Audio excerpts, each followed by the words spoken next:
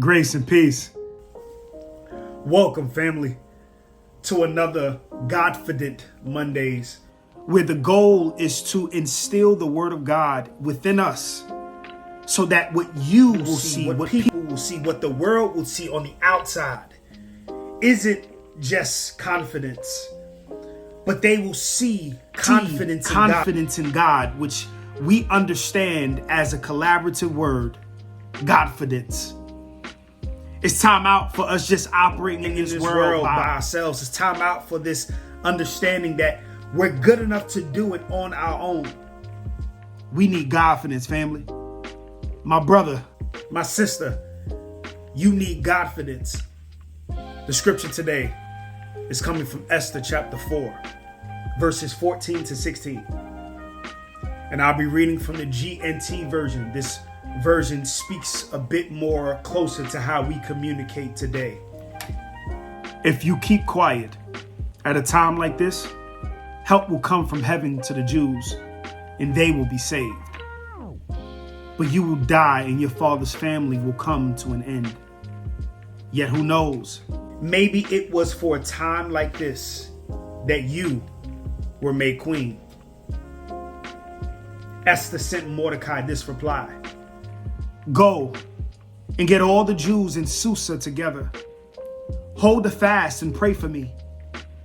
Don't eat or drink anything for 3 days and nights. My servant women and I will be doing the same. After that, I will go to the king. Even though it is against the law, if I must die for doing it, I will die." The story of Esther is a phenomenal story. It's a story of a young woman whose background technically canceled her from ever having the opportunity to operate in any position, let alone queenship in the palace. It reminds me of this idea that culture and society feeds us with this sentiment that you have got to have certain accolades, that you have got to quantify or qualify this amount. Your bank account needs to have this particular number or amount of digits in order for you to be worthy of anything that is good or great. God used the story of Esther to remind us, I'm able to do exceedingly, abundantly, above all you could ever ask or think, according to the power that worketh in you.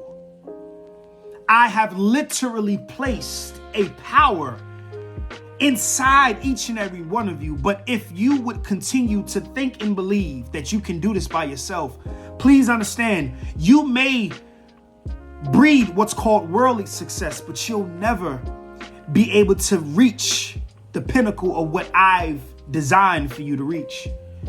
You'll never tap into the greatness that I have placed inside of you.